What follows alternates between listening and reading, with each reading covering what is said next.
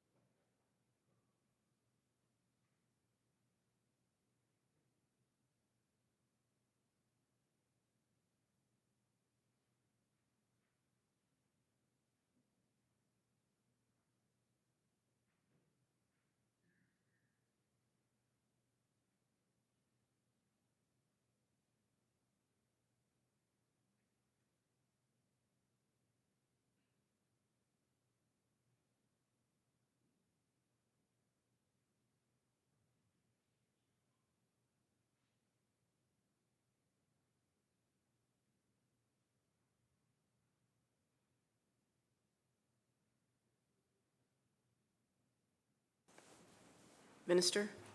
Thank you, Madam Chair. First of all, I was on the committee to oversee the reforming the Police Act, and this is one of the questions that came up there and caused us significant concern, so much so that we recommended it in the special committee.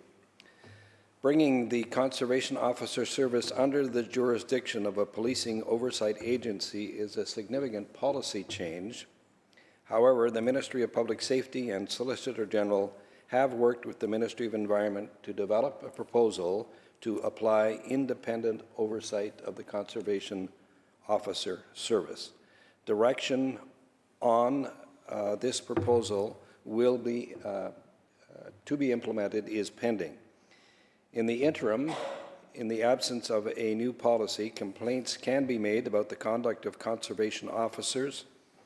If a conservation officer commits some sort of misconduct as part of their general employment duties, this proceeds to the Conservation Office Service Professional Standards Unit and to the Public Service Agency, and complaints that relate to the improper exercise or performance of a constabulary duty or the neglect to exercise their constabulary duties can be made under the Special Provincial Constable Complaints and Discipline Regulations under the Police Act.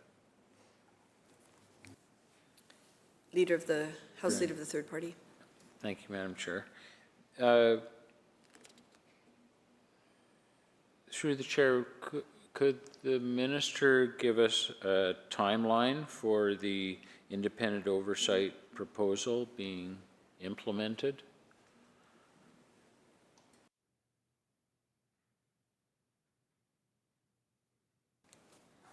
Minister? Madam Chair, this is a very active file by the ministry, but I cannot give you a specific date upon which it will come into effect. House Leader of the Third Party. Thank you, Madam Chair. Thank you, Minister. The lack of oversight and regulation concerning the Conservation Officer Service has not only resulted in poor ecological management, but has also raised ethical and financial concerns. The wolf cull is one example of this. Since 2015, 2,192 wolves have been killed, often inhumanely, costing BC taxpayers over $10 million. Through you, Madam Chair, to the Minister, will this government commit to ending the wolf cull and improving transparency and oversight in its upcoming proposal to prevent similar issues in the future?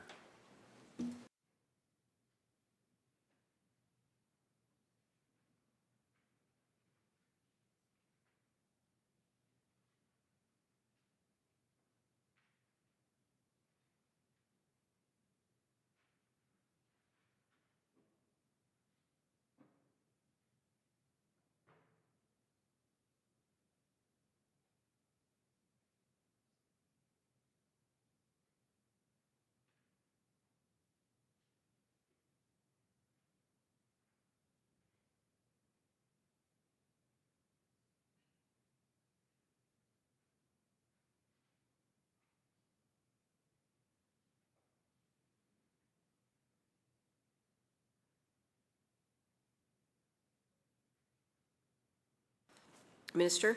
Thank you, Madam Chair.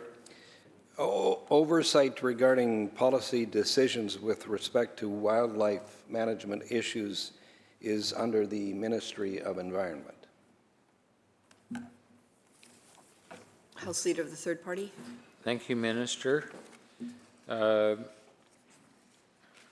like to shift gears to police accountability and trust.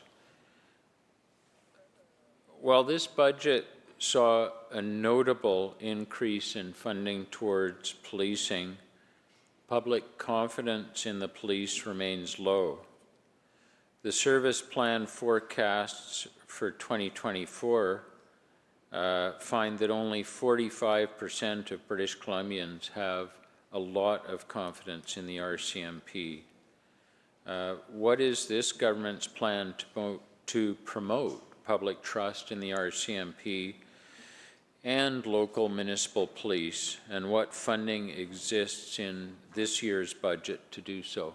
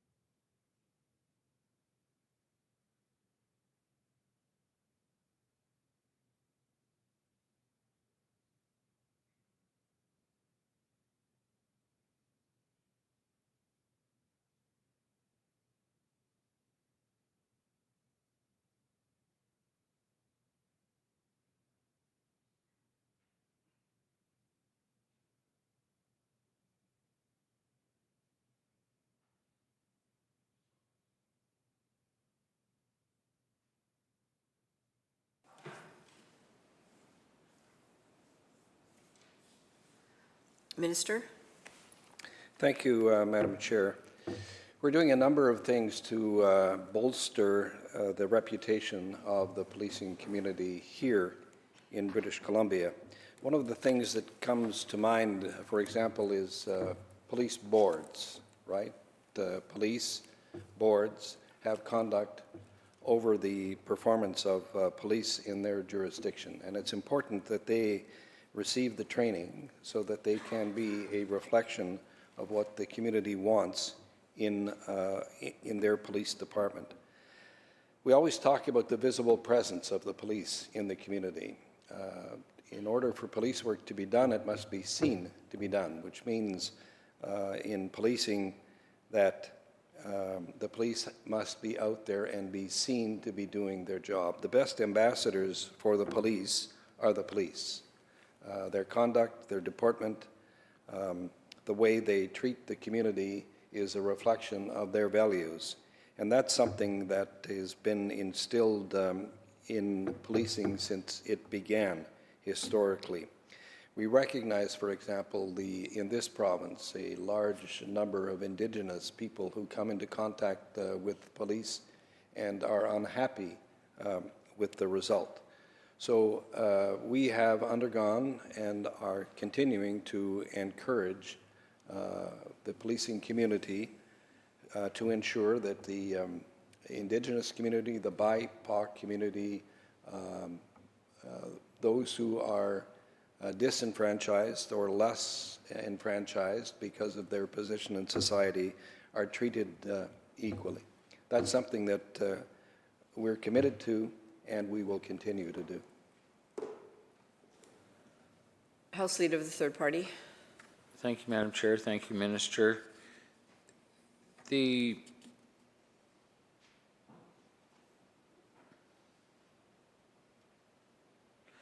Ministry's service plan includes a target of, this year, 46% of British Columbians who have complete confidence or a lot of confidence in the RCMP. this is only 1 percentage point higher than the forecasts from last year.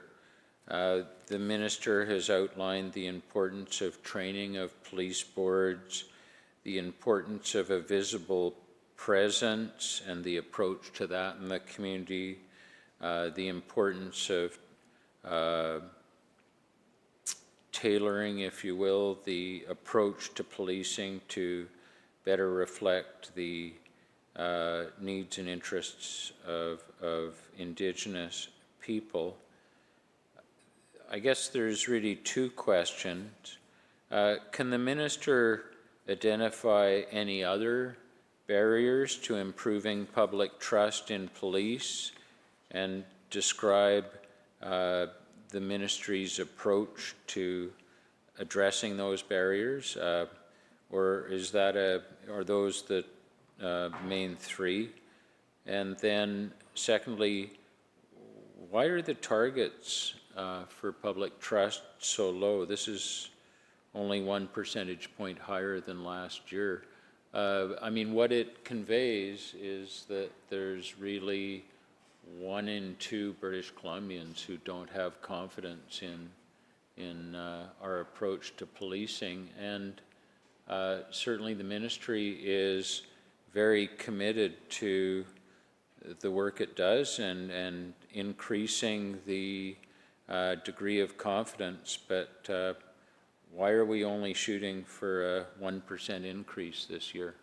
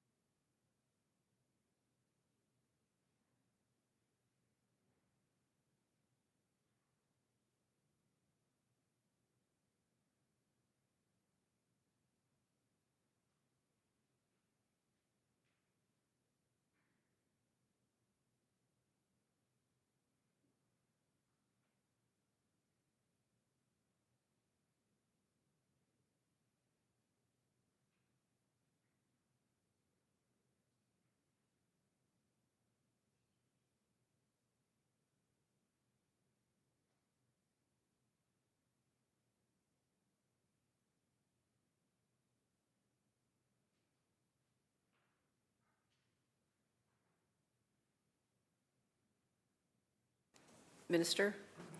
Thank you, Madam Chair. The numbers that you picked are numbers from the Angus Reid Institute that was conducted nationally, and it is an indicator, certainly, of the confidence that some Canadians have in policing. But I think it's important as well that we consider what has actually been done to help boost public confidence here in British Columbia in policing. The police in British Columbia have chosen to involve the community in their policing. They've done that by setting up situation tables which involve community members, leaders in the community, leaders in business, leaders in commerce, leaders in thought in the community. They've set up C-STEP as a program to better integrate people. We've spent in this province more than $233 million in new policing. So what we're trying to do to improve the image of police is to improve the quality of involvement of the community with the police. We find that if the community is involved with policing, they become more dedicated to policing. The policing members become more familiar with their groups. So enhancing the image of policing from our point of view is best done by the police themselves in the community doing the work that has to be done. Now, we recognize that much of the work may not be police work, the per se police work. It may be more social work in the sense that it is responding to the needs of community members. But I think that is what is required. Policemen must be reminded that they are servants of the public. They are not free to do what they will. They are free to respond to the needs of the community. And we're encouraging them through police boards and internal training to ensure that the work that they do is focused on making the changes in the community that are required by the community. House Leader of the Third Party? Thank you, Minister. Thank you, Madam Chair. The each community will face its own challenges in terms of policing, and certainly what we see is some communities where the challenge of policing is very high, very intense, is very difficult for the police, and involves a much higher degree of workplace stress and impact than other communities.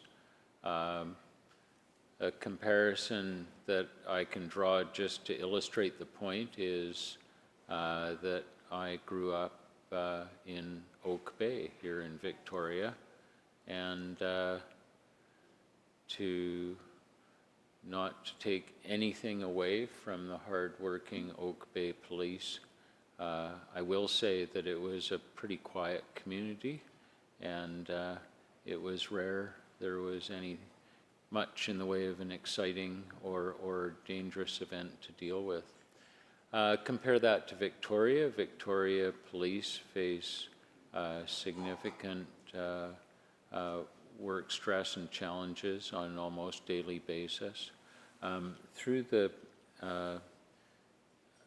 chair to the minister, has consideration been given by the ministry to amalgamation of police forces in the capital region to create a working environment that includes some of the quieter areas within the region and some of the more intense, in order to enable the police force to manage that degree of stress for its individual officers on an ongoing basis to a lower level.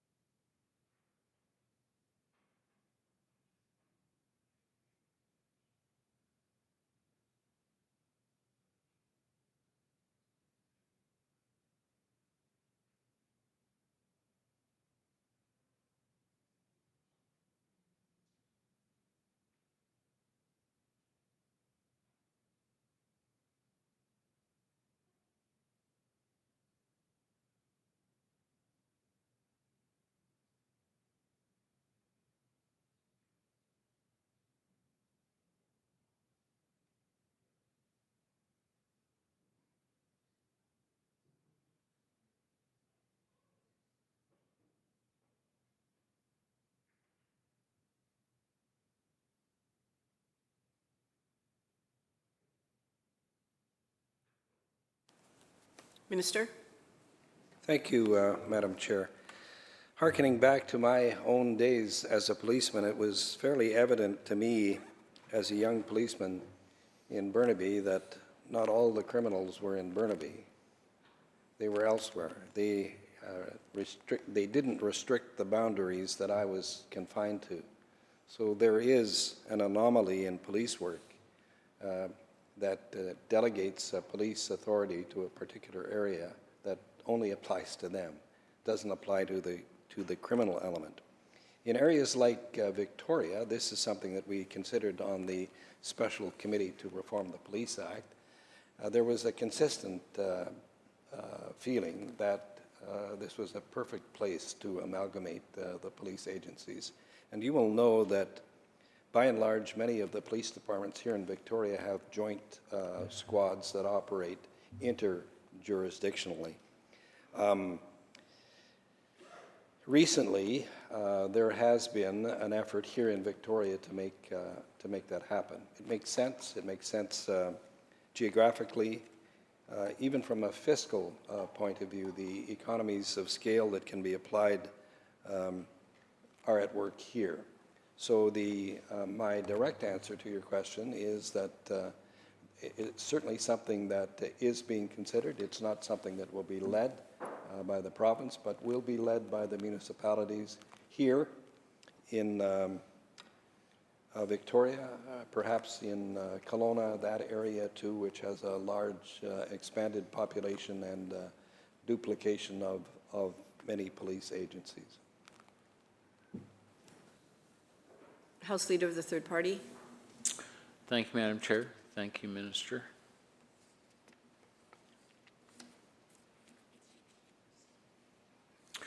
Earlier, we discussed, and you touched on, Minister, the Indigenous policing and the nature of police services provided to Indigenous communities. The service plan includes a commitment to include DRIPA in the promotion of public safety.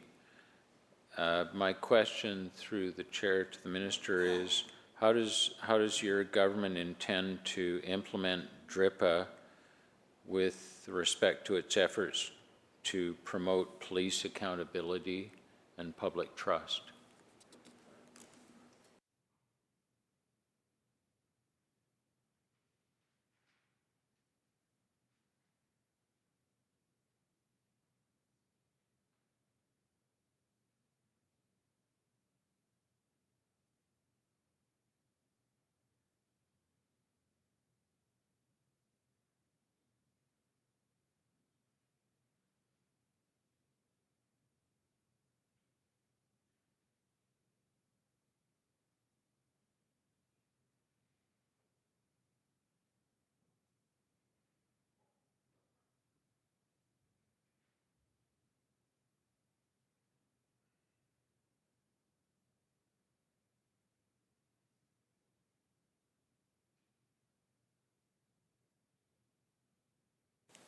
Minister?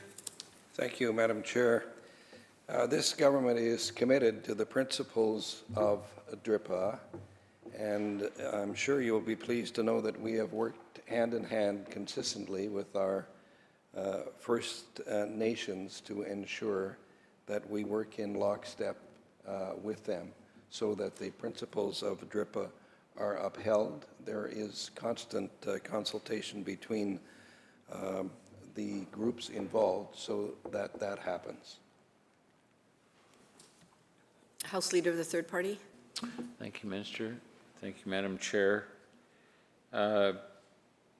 Minister, you've indicated that all changes to policing have been in consultation with First Nations communities, yet our understanding is that board members of the BC First Nations Justice Council say they were not consulted on any of the changes brought in Bill 17 last year.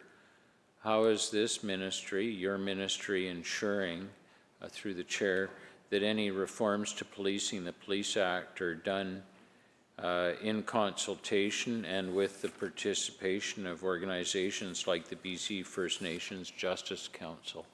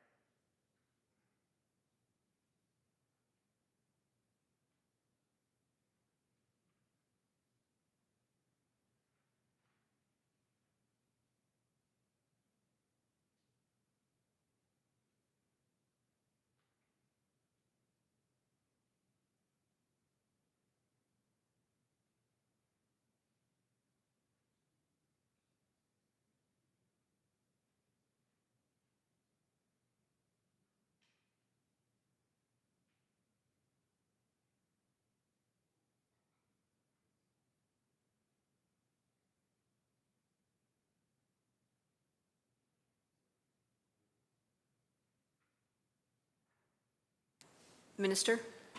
Thank you, Madam Chair. Phase 1 amendments were introduced in April 2024 and covered 21 topics over 170 clauses. Amendments to 84 sections of the Police Act, 41 sections added to the Police Act, consequential amendments to 74 sections of 22 other acts, and the focus on municipal police governance and oversight, the law enforcement continuum, and miscellaneous topics. Coordination and consultation has occurred and continues with the BC First Nations Justice Council, First Nations Leadership Council, Métis Nations BC, the Alliance of BC Modern Treaty Nations, BC First Nations and Modern Treaty Nations, all invited, and Local Government Police Modernization Roundtable and the Union of BC Municipalities. We continue to meet with the Indigenous groups. I'm advised weekly as this process is continuing.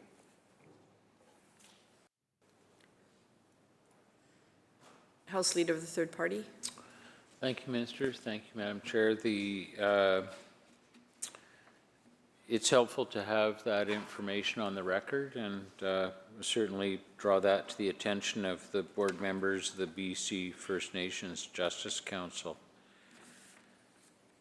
Much has been said over the course of estimates and certainly in other forums about the special committee on reforming the Police Act and the implementation of transformative change. It's been 3 years, and it would be helpful to have a fairly detailed picture of, through the chair of the minister's timeline and approach to full implementation of the Police Act reforms. Where are we at? Which ones are left?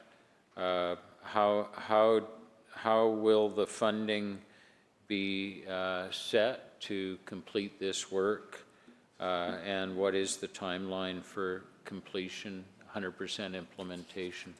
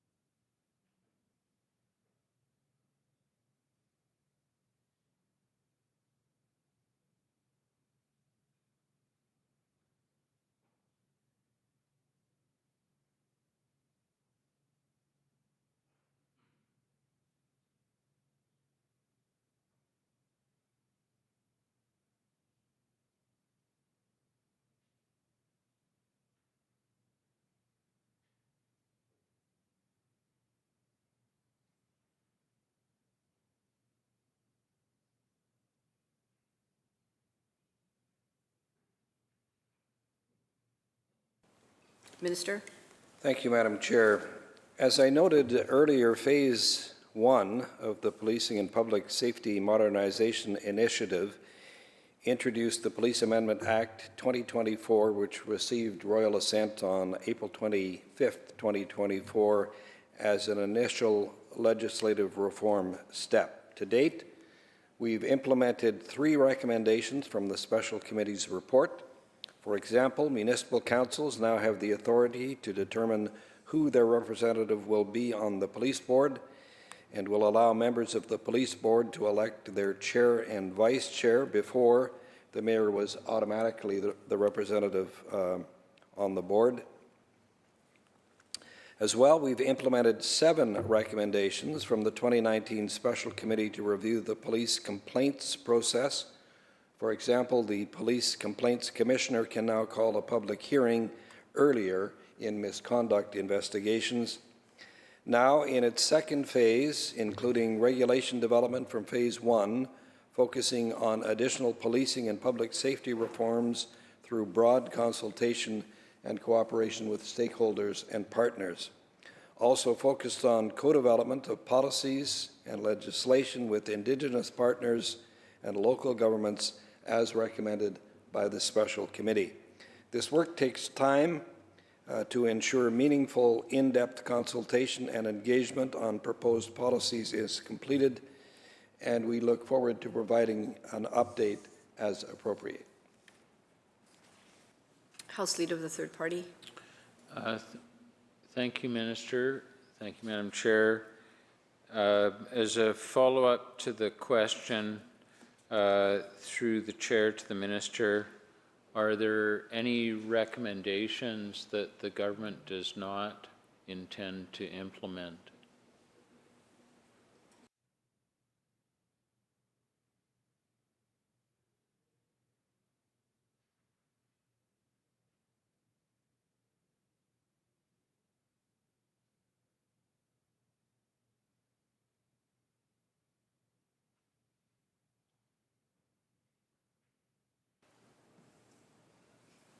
Minister. Thank you, Madam Chair. We're committed to reviewing all of the recommendations. House Leader of the Third Party. Thank you, Minister. Thank you, Madam Chair.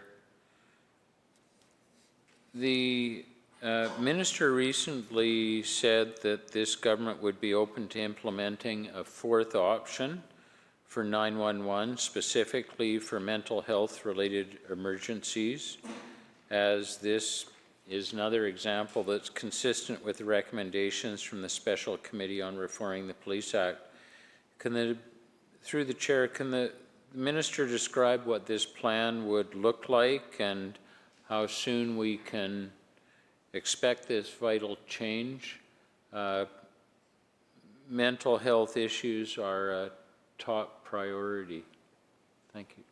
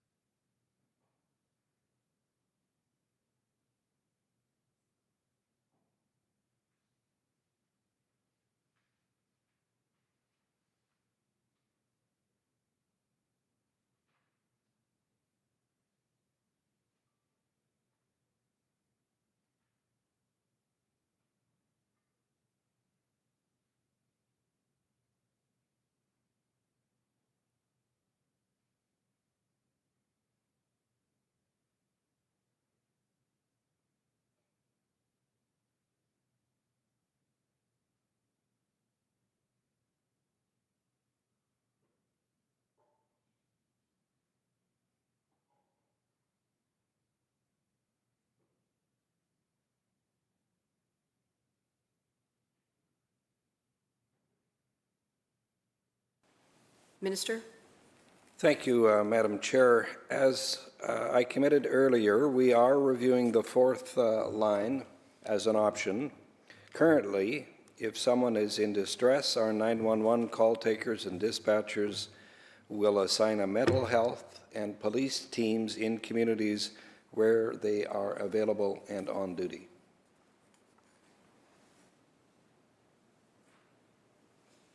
House Leader of the Third Party. Thank you, Minister. Thank you, Madam Chair.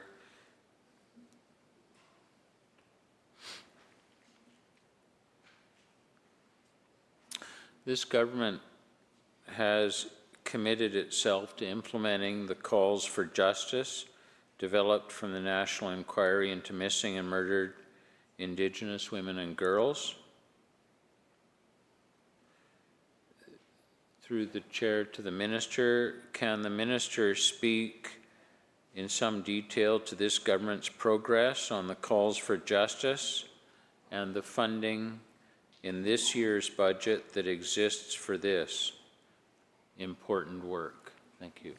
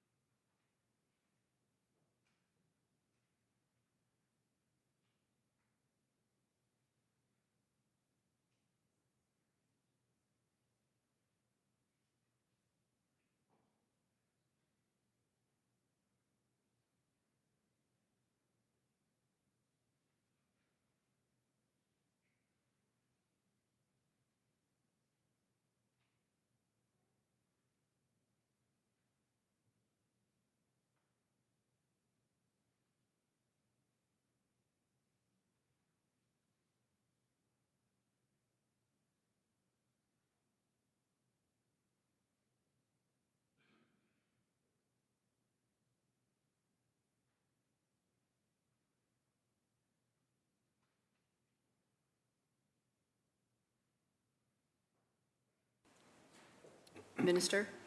Thank you, Madam Speaker.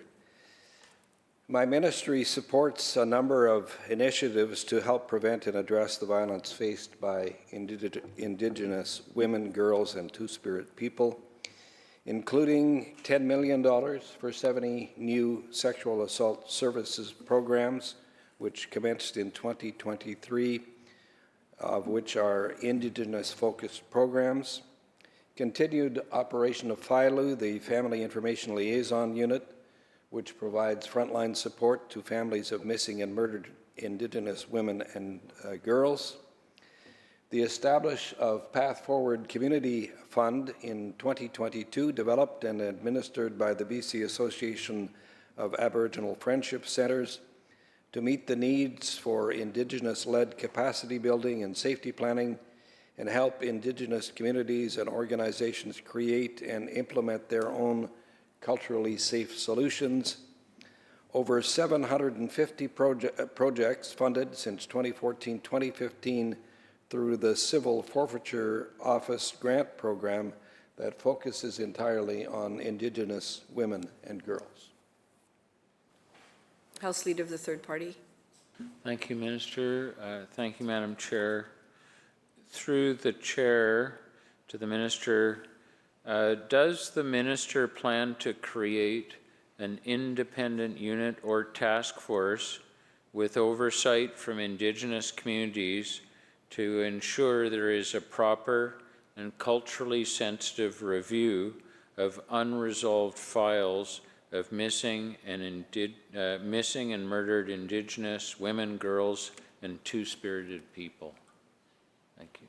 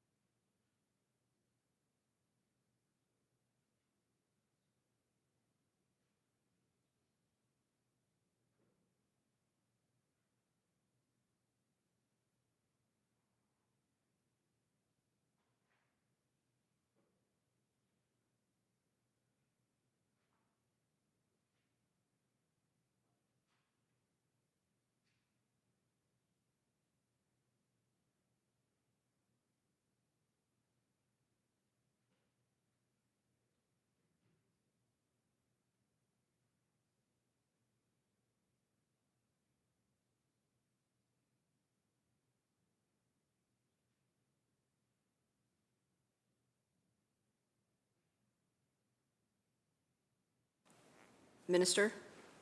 Thank you, Madam Speaker. There has not been an independent unit formed because of our ability within the RCMP Provincial Police Service with specialized squads, to tackle issues like this. They're at work, they're existent in the RCMP as we speak, and there is no special group formed to do that work. It is work that is inclusive already in our budget, in the $233 million that we've expended on this project, and it is inclusive and included in that. House Leader of the Third Party. Thank you, Minister. Thank you, Madam Chair.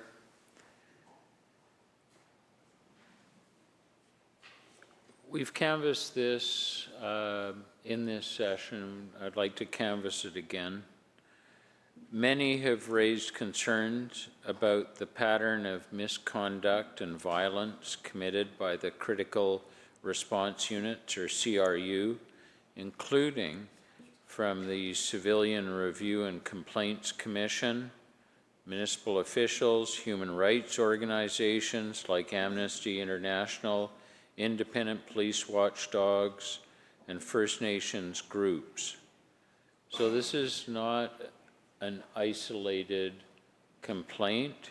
These are not isolated concerns. There are a range of individuals, entities, oversight organizations that have raised these concerns. During question period earlier this session, the minister said the CRE will, quote, do things as they've always done things with fairness to all involved, unquote. Through the chair, can the minister explain what he means by this? And given the range of concerns raised, whether in his opinion the CRU has always acted fairly, especially considering the range of concerns that have been raised.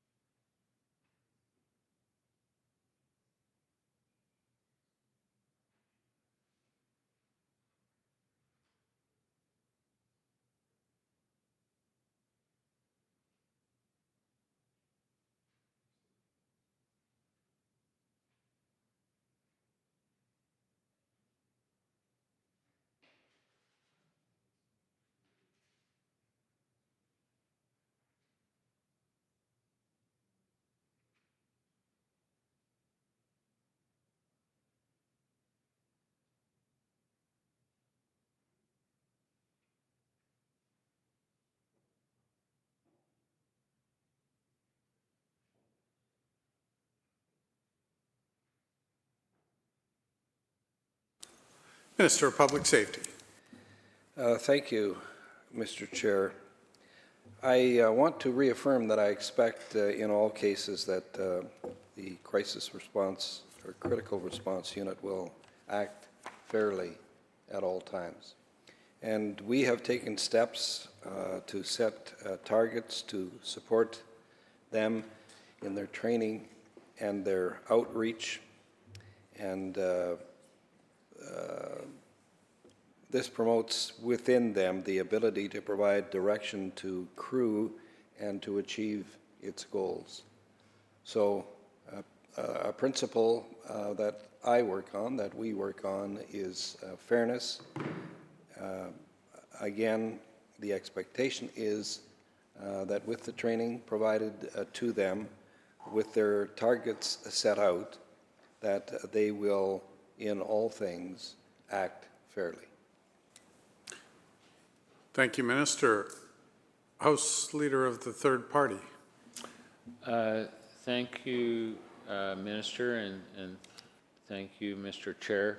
That completes our questions, and I just want to express my appreciation to the Minister and the staff once again for the helpful answers to the questions, and that'll be the conclusion of my questioning. Thank you. Thank you very much.